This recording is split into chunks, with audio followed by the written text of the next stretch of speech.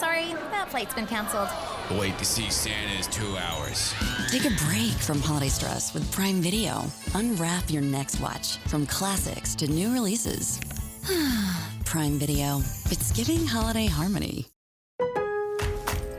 The clock's running out on December deal drops at Lowe's, but there's still time to wrap up something they'll love.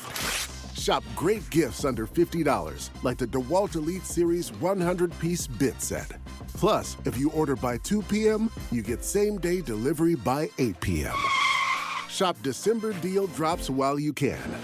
Lowe's. We help, you save.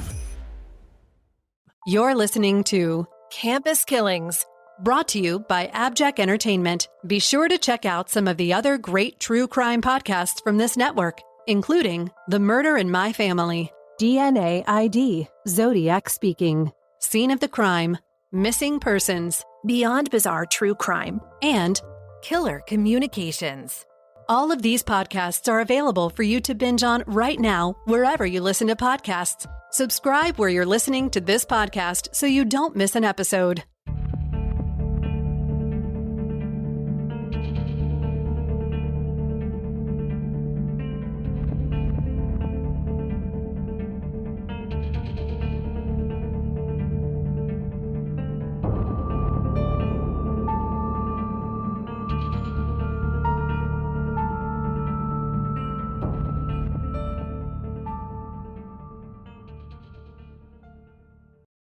Hi, Amy, and hello, listeners. Today we'll be covering the mysterious death of Tucker Hips.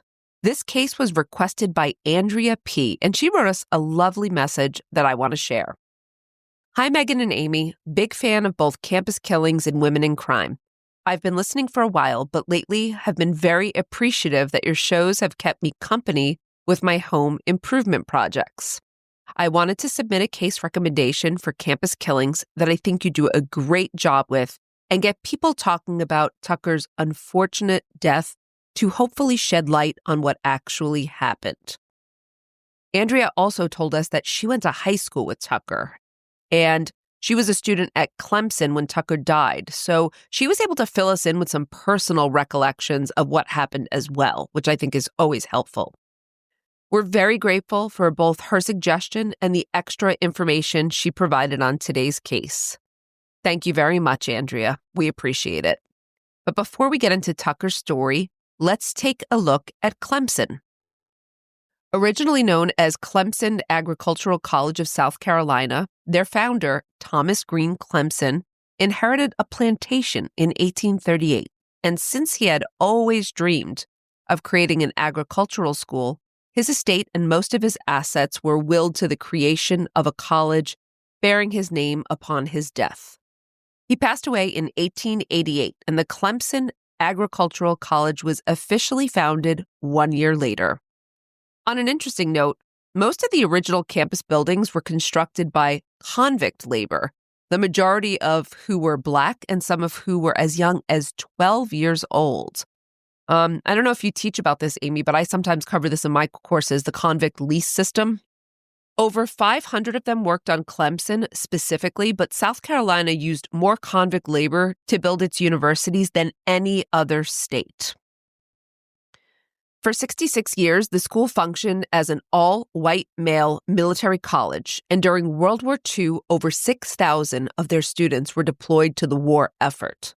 After World War II, the university began getting pressure from the NAACP and other justice groups to desegregate. And while they wouldn't begin accepting Black students until 1963, the school went through a serious reorganization in 1955. So at this time, they became a civilian institution, and they began allowing white women to enroll. By the 1970s, the college had become Clemson University with substantial liberal arts programs and a D1 football team. Today, Clemson is a top-tier research school with 80 undergraduate degrees and 130 graduate programs. They're quite selective in their enrollment process, so even though it's a public university, it's still very competitive.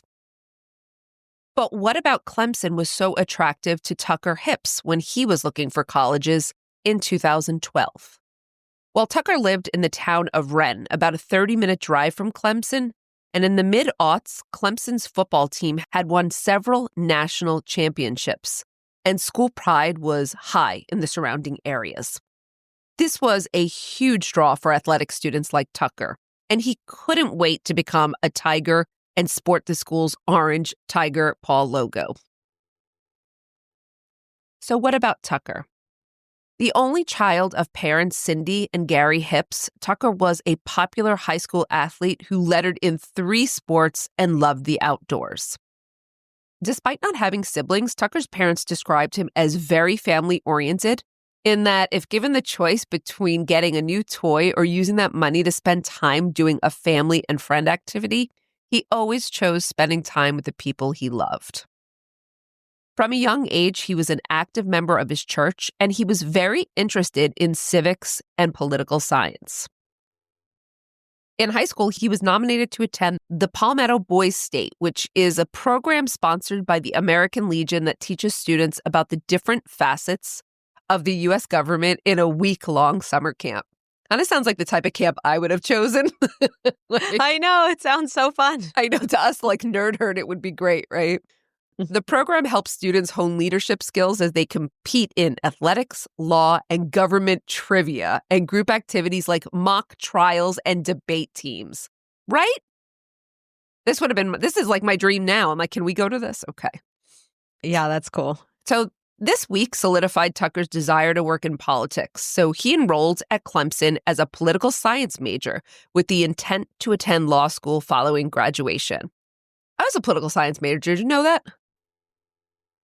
No, but that makes perfect sense. I mean, I didn't to me at the time, but I was interested in criminal justice, and this was so long ago that a college advisor told me, oh, it'll just be like a passing trend. You're better off going with political science. I don't think so. And here we are. I don't think Nope, so. not a trend. Right. Okay. By all accounts, Tucker thrived in his first year at Clemson, enjoying all the usual freshman activities and even beginning a relationship with a young woman named Katie. He and Katie enjoyed going around campus snapping photos together, and his friends described Tucker as someone who loved everyone and everyone loved him. He was funny and kind with a diligent sense of duty and a quiet type of leadership that usually made him the de facto leader of group projects. By his sophomore year, Tucker was looking for more from his college experience, so he asked his parents what they thought about him joining a fraternity. As I'm sure many parents probably feel, Cindy and Gary were not thrilled with Tucker's desire to pledge a frat.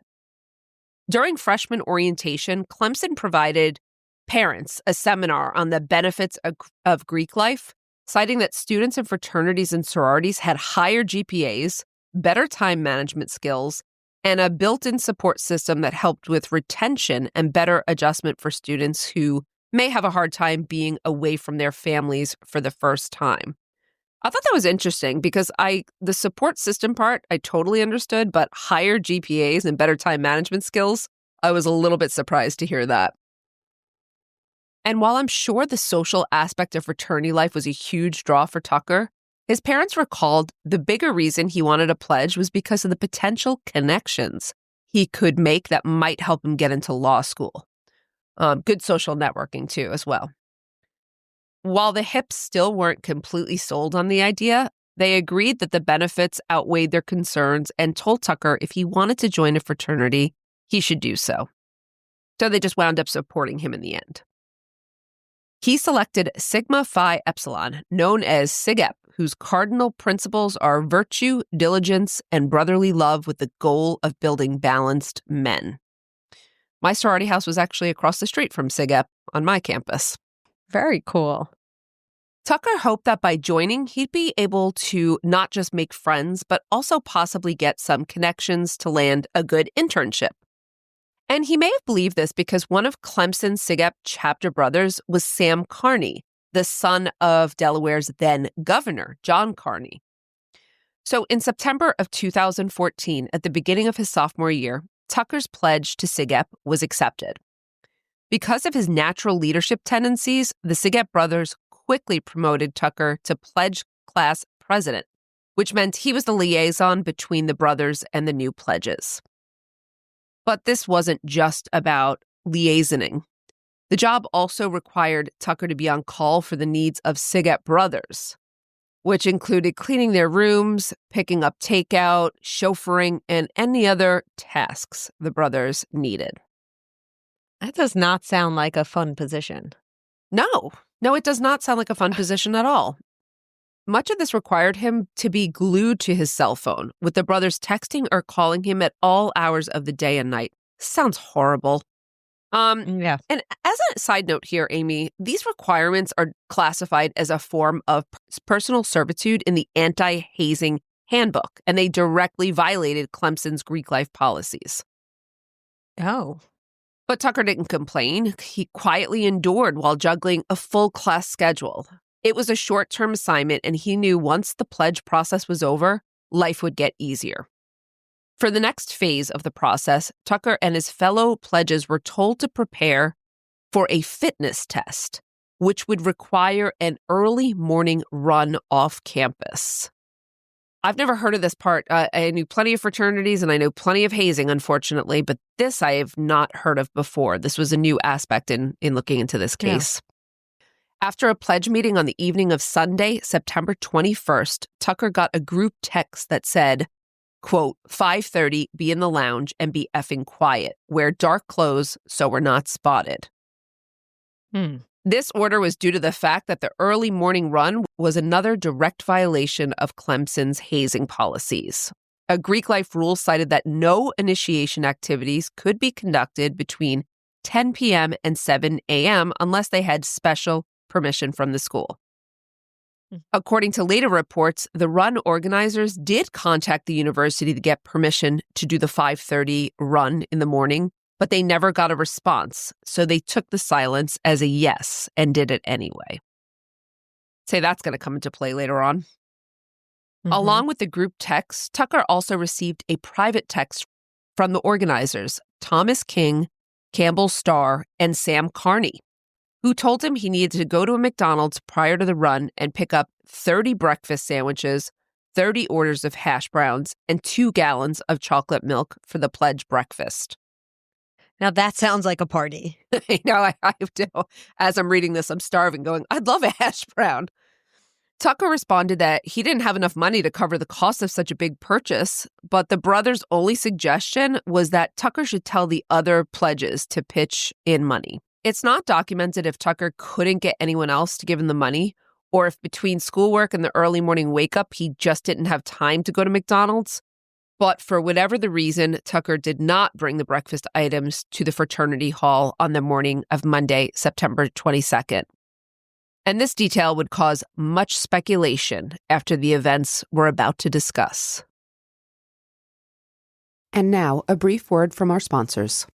This is Bowen Yang. And Matt Rogers from Las Culturistas with Matt Rogers. And Bowen Yang. JBL wireless earbuds are for those who are the first to try something unique. The first wireless earbuds on the market with a touchscreen case, which allows you to control your audio without reaching for your phone. They also have a touchscreen smart charging case for one-touch control. I love being able to touch my buds and control the volume. With a built-in wireless transmitter that lets you plug and play with any device you want, JBL wireless earbuds connect you to all your favorite music, movies, and games. The wireless transmitter also allows for JBL superior spatial sound that takes any audio and turns it into a 360 immersive experience. They've got a next-gen smart charging case for a seamless listening experience. Leave your phone in your pocket. The smart charging case has all the features you need to fully control and customize your listening experience and the earbud settings in multiple languages right from the case. Use the smart charging case to see what song is playing or who's calling you, or personalize the tactile screen with your favorite photo. Check the dynamic lock screen to get info on battery life status, time, messages, etc. JBL wireless earbuds. Grab a pair at jbl.com.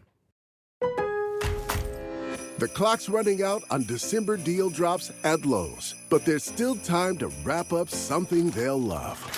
Shop great gifts under $50, like the DeWalt Elite Series 100-piece bit set. Plus, if you order by 2 p.m., you get same-day delivery by 8 p.m. Shop December deal drops while you can.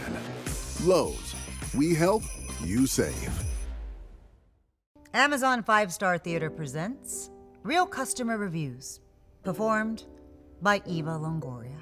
Tonight's review, Sports Briefs. Oh boy, where do I even start with these performance mesh boxer briefs? They keep everything in place, even during intense jumping jacks. These boxer briefs are like a magician's trick. You know the one where you go, where did that rabbit come from? So if you're looking for underwear that not only performs well, but also gives your package the attention it deserves, then look no further. 5 stars, Nicolicious. Thank you for listening to Amazon 5-Star Theater. There are endless gifts that can make the male friend in your life feel supported and heroic. Gifts that make them feel like they can conquer jumping jacks and perform impromptu magic tricks. And they're all on Amazon. Shop the perfect gift this holiday season on Amazon.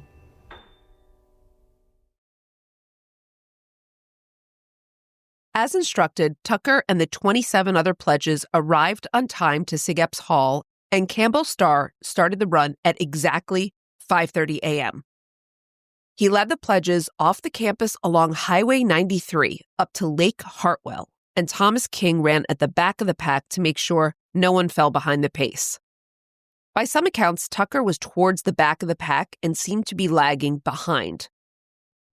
All right, what happens next is undocumented, and though a few later witnesses would say things off the record, information is conflicting and more rumor than fact. So while I'll lay out the scenarios that might have happened, there are currently no official reports for what transpired after the pledges ran over the 93 bridge spanning Lake Hartwell. But here are some of the scenarios that have been suggested. First, according to an off-the-record witness, the 3 brothers forced Tucker to walk on top of the 93 bridge railing for some distance. This was documented behavior previous pledges had been forced to do as part of their initiation. That sounds so scary. This is really terrifying. Yeah. The witness claimed that during this balanced walk, Tucker slipped and caught himself under his arms on the railing, but lost his grip trying to climb back onto the bridge and fell headfirst into the water below. What a dangerous scenario. Yeah. One of the brothers shined his phone's flashlight over the bridge, but no attempts at a rescue or recovery was made. All right, so that's... Wait, they didn't call? Wait, nobody called 911? No, but remember, this is the first scenario that we're not... This is not for certain. Gotcha. Okay? And here's a second possible scenario. In fact, a rumor circulated around that the brothers were angry at Tucker for not picking up that McDonald's breakfast. And as punishment, they dangled him over the side of the bridge by his ankles, but lost their grip and accidentally dropped him 30 feet into the lake. We're going to hope that that rumor is not true. Those are big differences. Let's hear this third one. Okay. Another rumor cited Tucker was pushed off the rail as he was doing his balancing walk, again, as a punishment for not picking up breakfast. That's also rumor. So it sounds like 2 of them would be criminal and 1 of them would be accidental. Yeah, but also, even if the first scenario is true, they didn't call for rescue or help. Yes. Obviously, it's also negligent what they were doing, but yes, a huge range here. Like pushing him is, that's murder. Mm-hmm. So yes, pushing, dangling versus accidental, very different. Now, remember, we also have someone kind of on the ground here. Andrea was at Clemson at that time. So what did she think? She thought that Tucker had probably been forced to balance walk on the rail as part of the initiation ritual and lost his balance. But again, there's no official documentation about what happened. So now I'll turn to what we have documented. I was going to ask you, how many people witnessed this? Sorry if you said it already. Well, no. So we don't know how many witnesses there actually were. How many brothers were there on this run? So there's 3 brothers, full brothers, but there were supposedly about 20-something pledges. That's a lot of people. It's a lot of people. A lot of people. But remember, not everyone also, probably saw it. Yeah. Well, no. So reportedly also, if you recall, Tucker was at the back of the pack. So it is possible that all these other guys went forward and one or two of the brothers held Tucker back, which I could see as a definite scenario. Here's what happened, though. At 7:30 a.m., the Pledges and 3 brothers had noticed that Tucker was not at the after-run breakfast, and he was absent from his morning class. So this would be 2 hours after they started the run. Several of the Pledges began calling Tucker and other friends to see where he was, so at least several of them did not know what happened. By 11:15 a.m., no one had heard from Tucker, and no one had seen him. So one of the brothers woke up Campbell Starr, the brother who'd organized and led the run, to let him know that Tucker was missing. According to some reports, around this time, a pledge was directed to contact Tucker's girlfriend, Katie. She had also allegedly been asking around for Tucker since he wasn't answering his cell phone. The pledge was ordered to text her that Tucker had been spotted in the library as a way to buy time while the rest of the brothers drove around campus looking for him. By 1:15 p.m., no one had heard anything, and Campbell Starr called 911. However, he didn't report Tucker missing. He simply asked if the police happened to pick up a brown-haired 19-year-old college student at any point during the day. That's kind of vague. Right. Campbell went on to specify that he didn't want to file a report of any kind. He was just calling to see if the police might have found someone with Tucker's description. But it's clear from the 911 call that there's a lot Campbell is not saying. He admitted to the dispatcher that he'd lost sight of Tucker during this run and that they all realized he was missing before going back for breakfast. He said he and the Pledges ran the whole route a second time, calling for Tucker as well as searching the surrounding woods along their route. His 911 call lasted around 15 minutes, but it took the dispatcher several tries to get Campbell to give up Tucker's name. Despite Campbell being adamant that he didn't want to file any reports, the dispatcher clearly gleaned that Tucker was a missing person, so they filed a missing persons report and dispatched police to the 93 bridge over Lake Hartwell. All right, that's good. That part was good on the knowing how to handle this. But unfortunately, at about 3:30 p.m., only 45 minutes after their search began, an officer found Tucker's dead body floating under the bridge. We'll return after a brief word from our sponsors. This is Bowen Yang. And Matt Rogers from Las Culturistas with Matt Rogers. And Bowen Yang. JBL wireless earbuds are for those who are the first to try something unique. The first wireless earbuds on the market with a touchscreen case, which allows you to control your audio without reaching for your phone. They also have a touchscreen smart charging case for one-touch control. I love being able to touch my buds and control the volume. With a built-in wireless transmitter that lets you plug and play with any device you want, JBL wireless earbuds connect you to all your favorite music, movies, and games. The wireless transmitter also allows for JBL superior spatial sound that takes any audio and turns it into a 360 immersive experience. They've got a next-gen smart charging case for a seamless listening experience. Leave your phone in your pocket. The smart charging case has all the features you need to fully control and customize your listening experience and the earbud settings in multiple languages right from the case. Use the smart charging case to see what song is playing or who's calling you, or personalize the tactile screen with your favorite photo. Check the dynamic lock screen to get info on battery life status, time, messages, etc. JBL wireless earbuds. Grab a pair at jbl.com. The clock's running out on December deal drops at Lowe's, but there's still time to wrap up something they'll love. Shop great gifts under $50, like the DeWalt Elite Series 100-piece bit set.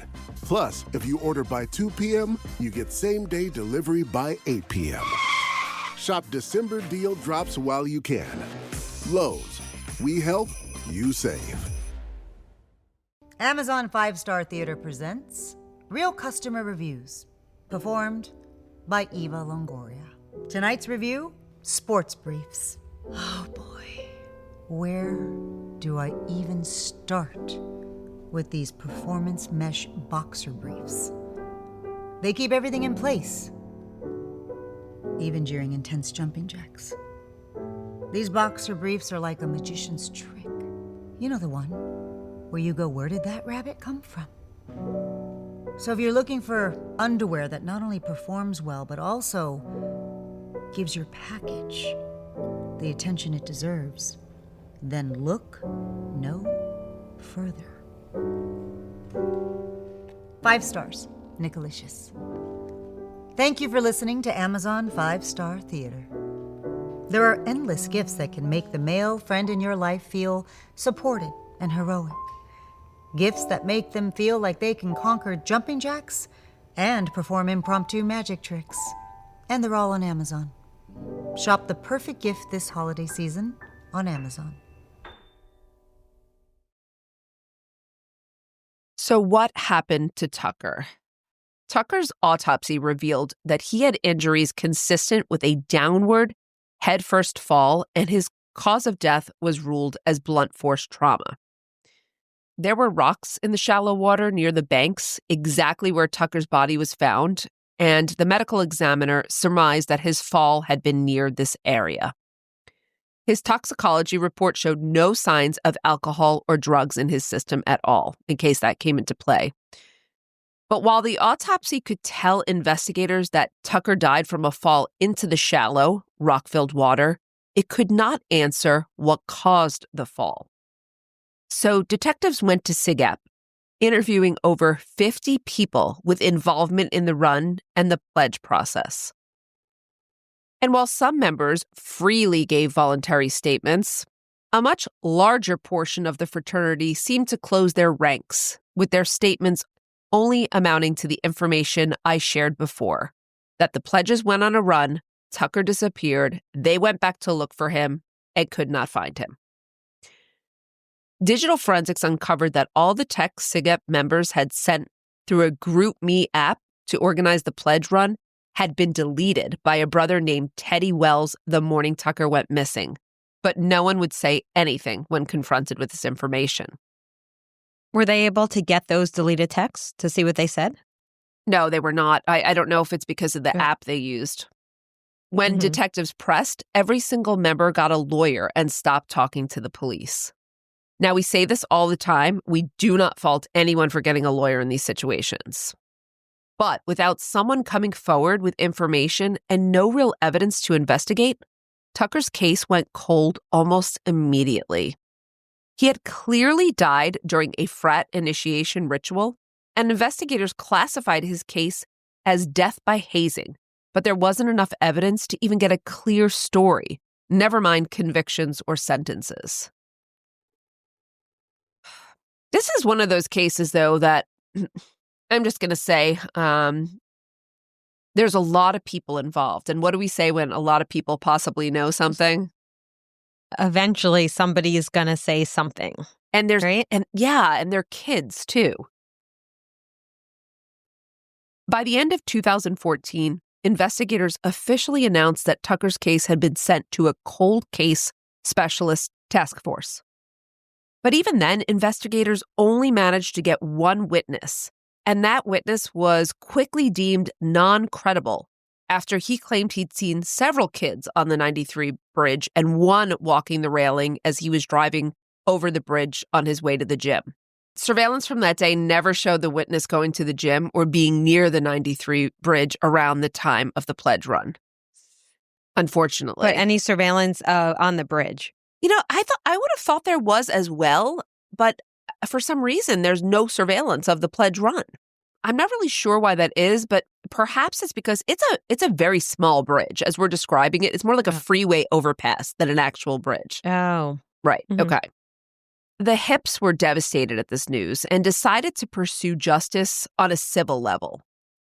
After all the interviews conducted by law enforcement, the Hips believed that the SigEp fraternity, especially the 3 brothers who'd organized the run, Campbell Starr, Sam Carney, and Thomas King, as well as the university, were all trying to cover up Tucker's death.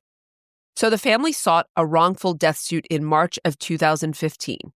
And the documents uncovered during the civil investigation did bring up some interesting facts. I was glad to see they went this route. For starters, it finally came to light that the organizers had violated Clemson's Greek life policy by not waiting for the affirmative reply to conduct this run at 5:30 a.m. But also, Amy, this was not the first time SigEp had broken university rules. As we already discussed, Tucker was forced to pick up food, provide chauffeur services, and essentially be on 24/7 availability for the brothers as pledge president. The suit also uncovered that 2 weeks before his death, Tucker had been escorted into a room, blindfolded, and forced to recite the names and hometowns of every SigEp member by memory. Every time he'd made a mistake, he had to drink alcohol. Did you have to do this, the names and hometowns? No, but at first I was like, that's not so bad, but forcing him to drink alcohol when he's wrong? Yeah. That's not okay. No, of course not. We actually did have to. That was a form of hazing that we did was we had to recite the names of the sisters, their hometowns, but if we didn't get it right, we weren't forced to drink alcohol. They would just yell at us, which in retrospect is not nearly as bad as being forced to drink alcohol. Yes. Mm-hmm. All right. SigEp also had a history of either forcing pledges to walk the railing of the 93 bridge blindfolded or jump off one of the many bridges that span Lake Hartwell and swim to shore as part of the pledge initiation. It's highly dangerous. Oh, yeah. To that end, the suit accused the three organizing brothers of forcing Tucker to walk the railing as punishment for not bringing the McDonald's breakfast and then not offering rescue or assistance after he fell. All right, in response, all three young men denied these allegations, citing that there were no confrontations over the breakfast issue and none of them saw Tucker fall over the railing. SigEp's national chapter and Clemson University also reportedly denied any wrongdoing in Tucker's death. The Hips and Clemson University reached a settlement in August of 2017.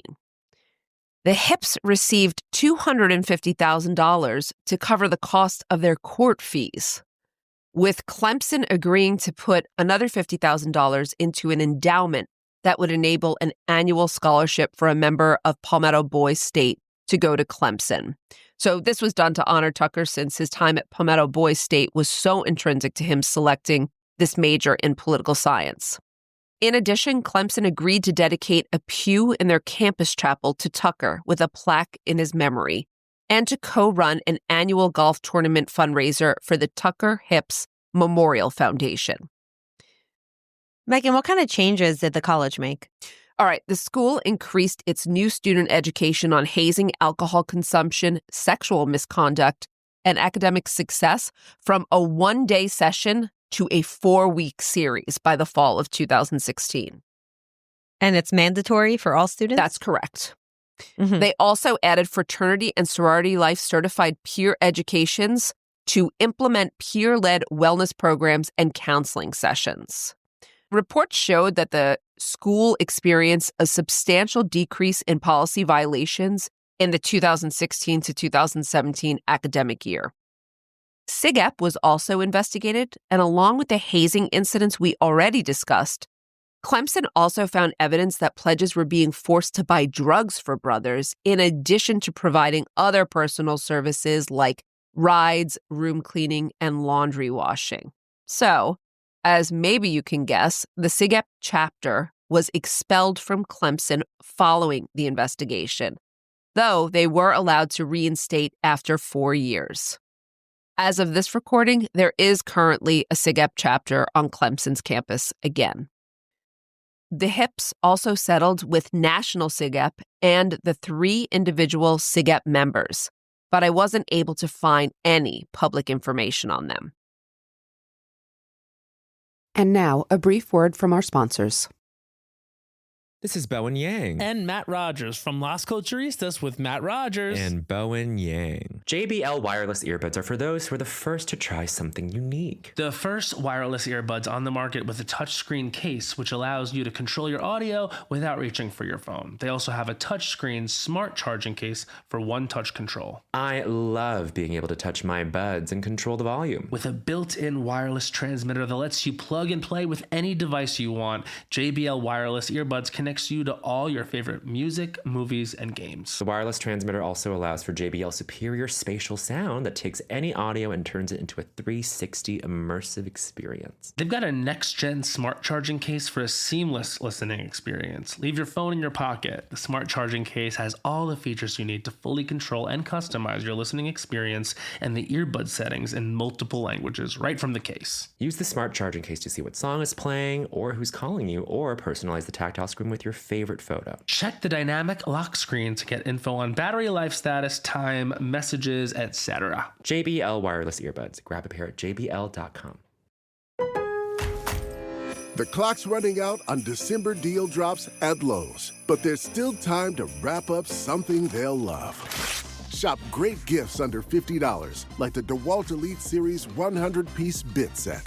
Plus, if you order by 2 p.m., you get same-day delivery by 8 p.m. Shop December deal drops while you can. Lowe's, we help, you save. Amazon 5-Star Theater presents Real Customer Reviews, performed by Eva Longoria. Tonight's review, Sports Briefs. Oh boy. Where do I even start with these performance mesh boxer briefs? They keep everything in place, even during intense jumping jacks. These boxer briefs are like a magician's trick. You know the one where you go, where did that rabbit come from? So if you're looking for underwear that not only performs well, but also gives your package the attention it deserves, then look no further. 5 stars, Nicolicious. Thank you for listening to Amazon 5-Star Theater. There are endless gifts that can make the male friend in your life feel supported and heroic. Gifts that make them feel like they can conquer jumping jacks and perform impromptu magic tricks. And they're all on Amazon. Shop the perfect gift this holiday season on Amazon.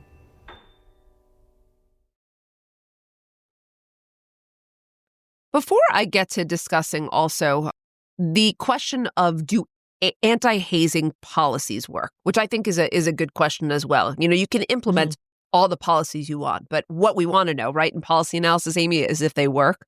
I just, on a side note here, want to say that I just felt terrible for his parents not getting any answers. As we often hear, people say there's no real closure, but the one thing that gives them some peace of mind or some form of justice is knowing what happened. And I was thinking about the hips and like the not knowing. And I just feel so sad for them. And I sincerely hope that will change at some point. Okay. Because I think it makes a big difference. If it was accidental, negligent, intentional. Of course. And someone, if the brothers did push him or dangle him, then they need to be held responsible. Of course. Yeah. All right. So let's discuss anti-hazing policies. As of the recording of this podcast in 2025, there has been no movement in Tucker's case, as I pretty much just said. His parents are offering a $100,000 reward for any information on his death, and they hold out hope that as time passes and the SigEp members involved get older and have families of their own, they may finally contact the police to share what really happened to Tucker. I'm also going to say, I also think conscience might get to them. We've seen this happen also. Drinking or under the influence of something, someone confesses, someone cracks. I too also hope for this. But while they wait, the Hips have become fierce advocates against hazing. In 2015, they created the Tucker Hips Memorial Foundation that provides scholarships and supports anti-hazing efforts. Through the foundation, the Hips helped pass legislation called the Tucker Hips Transparency Act in 2016. This act requires all four-year institutions in South Carolina to publicly report conduct violations regarding alcohol, drugs, sexual or physical assault, and hazing.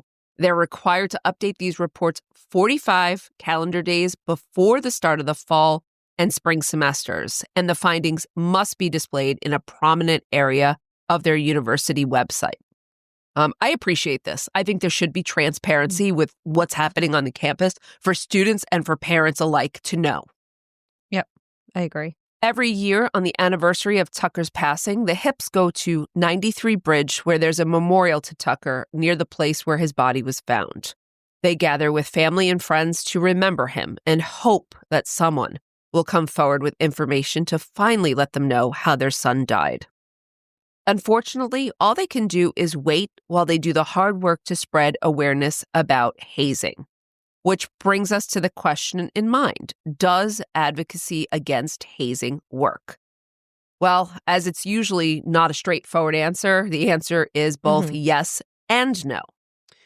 So it depends how you measure it, too. Well, yeah, exactly. So while the 2016 Transparency Act shows the number of reported incidents has declined, a new issue has seemed to emerge. For one, state officials don't seem to enforce any kinds of policies for violations that are reported. They're simply noted as happening and monitored for decrease or increase in reports. So what's the point, right? Secondly, according to author and journalist Max Marshall, students pledging to fraternities are very aware that they're going to be hazed, but they still pledge and willingly submit to the behavior. We know this to be true as well. In his research and extensive interviews for his 2023 book, Among the Bros, Marshall found that despite evidence to prove that hazing rituals don't provide bonding and group solidarity, most fraternities still feel like hazing creates the sense of brotherhood at the core of Greek life culture. So basically, pledges accept the hazing as part of the process and then inflict the same abuse on the new pledges in a vicious cycle that just doesn't stop. But South Carolina has been working on ways to deal with the hazing issue. There's a huge argument going on in legislation about whether to upgrade the state punishment for hazing, and this would take it from a misdemeanor to a felony, which is quite serious and has different implications, as we know. The most recent bill was proposed in 2022 that would require a 2 to 5 year jail sentence for students convicted of felony hazing. And this includes activities like paddling, sleep deprivation, or forced alcohol consumption. From what I could find, the bill is still being discussed on the grounds of whether or not it's actually enforceable. As we can see from Tucker's case, getting enough evidence to bring a case against fraternity members in hazing incidents is extremely difficult. It requires members of a brotherhood to out each other's behavior. What happens more often than not is exactly what happened at SigEp. Members close ranks, obtain lawyers, and after the chapter is punished or expelled by the university, anyone with knowledge of the hazing incident is no longer available to law enforcement. Again, this just becomes a vicious cycle. Despite these depressing figures, however, what the Tucker Hips Transparency Act has shown is that since tracking began in 2016, reported hazing incidents across South Carolina are down significantly from where they were in 2018, and the trend seems to be going in a positive direction. So perhaps we could say that anti-hazing awareness is working. Maybe it's just going slowly. I would also guess that there has to be a decline in the fraternal system, especially in certain areas. I know certain schools that had thriving systems no longer really have a Greek presence or a Greek life, where I get that specific schools still have that. But I would guess that there's a national decline in fraternities and sororities. I would think so, yeah. It's not like it was when we were in college. Exactly. Or at least maybe we don't think it is. No, it's not like it was. But for the Hips family, I mean, no amount of good statistical news will bring Tucker back or fill in the gaps on how he died. So I just want to say that we hope by sharing this story, we can bring more attention to this case. And maybe someone out there listening knows what happened on September 22nd, 2014. Tucker's case is open and active. If anyone has a tip or was there on the morning he died, we would urge you to please contact lead detective Jim Dixon at Oconee County Sheriff's Criminal Investigations Bureau at 864-718-1052. I really want to give a big thank you to Andrea for sending us this case. I really hope that any amount of coverage we can give it will help. And it's not even if you know something to call the police department, but on this one, I'm really going to urge listeners, please share this case with anyone and everyone you know. These parents really deserve answers, and we hope that they find them soon. All right. If you have a case from your alma mater you want us to deep dive, send us a message on our website, abjackentertainment.com/campuskillings.